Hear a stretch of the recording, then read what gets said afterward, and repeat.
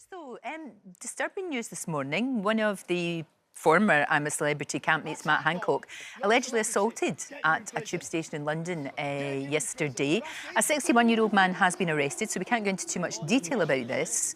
But it was pretty disturbing to watch.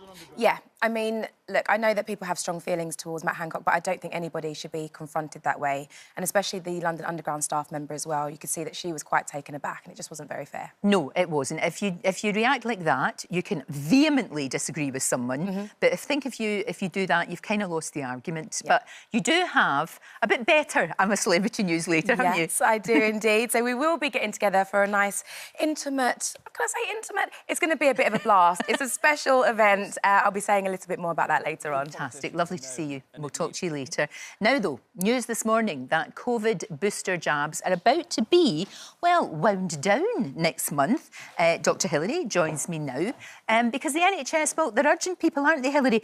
Come forward if you haven't had this because time's kind of running out, you know? It is. So the autumn campaign is coming to an end. So last autumn, this winter, coming to an end on the 12th of February in England, end of March in Scotland. Right.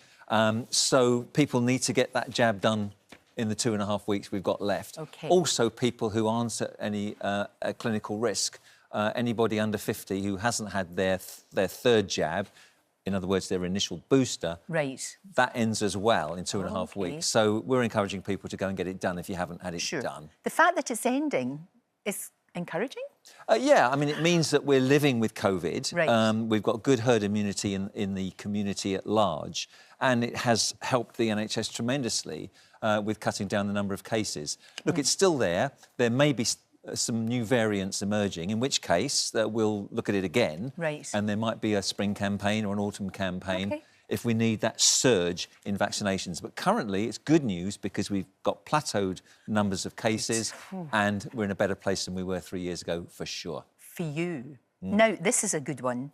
Being sociable, meeting up with pals, just basically, you know, having a good time, a good laugh, which is what you need, could actually help reduce the risk of dementia.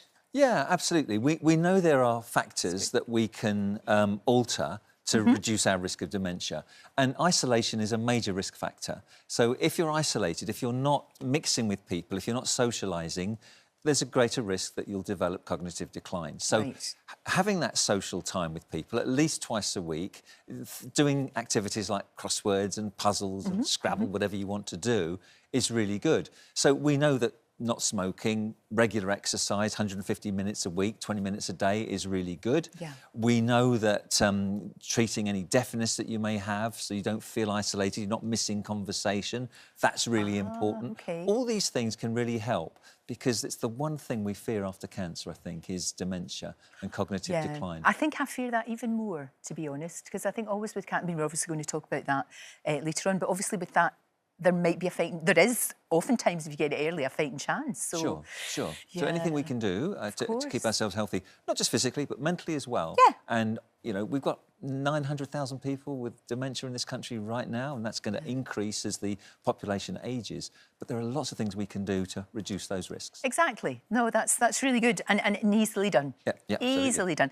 Now, you mentioned cancer. Michael Bublé has been talking about how his son's cancer obviously had a hell of a time for them, but how affected the whole family. It's that ripple effect, isn't it? The person's ill, but it's everybody around about them as well who, of course, get affected too. Yeah, cancer is life-changing for the whole family and everybody that, you know, is a loved one of that person who's affected. And, you know, what Michael has said is quite publicly is that this has reset his life. You know, cancer is no respecter of whoever we are. Or how young they are, I mean... And when it affects our children, of course it changes our life, so everything else becomes less important. You know, this is... You're focused on this. Everything else becomes unimportant. And I think this is the same for all of us, that you know, we should be more grateful for what we do have. Yeah. And not forget that there's always people worse off than ourselves. No, absolutely. And for him, it's been horrendous. Better now, thank goodness. Things getting better, that's for sure. We wish his son well. We sure do. Here's a strange one. What do you think about this now? This is Kim Kardashian got an unusual drink that she drinks. Gosh, I can never recognise her. She changes all the time. She does. What is it that she is doing, and should we be worried or should we follow her, or what's going on? Well, she's drinking this. What is it? And we can try this. This is charcoal, activated charcoal tea. Activated charcoal? Now, this is not the sort of charcoal you put on your barbecue. OK. This is carbon, Yes. which has been oxidised to make it activated. Right. Have a little taste, see what you Okay. see. What do you think? It doesn't taste like nothing. No. She swears by this. Actually, it's nothing new. Right. This has been used by the medical profession for about a century.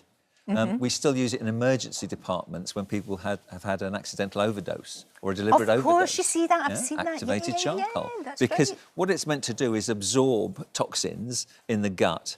But we've used it mainly in medical circles for the last 100 years for trapped wind. Oh, nice. So do you think Kim's got trapped wind then? Well, clearly. Okay. I mean, clearly. What this does is it absorbs the gas in the gut. Right. I mean, she'll say it's a detox generally, and because it's inactive, because it's activated, but not. It's inert as well. It's not absorbed into the body. Can't do any harm. Right, can't do any harm. It's in toothpaste. It's in face masks. It's in deodorants. Not that That's true. You know, but in a tea, well, it's pretty bland, isn't it? But it'll stop you farting. It will. So, Hilary, really, honestly, for goodness sake. It was her. It was not. Can't take you anywhere. Thank you. Good to know that Kim is gas-free. It's Absolutely. fantastic.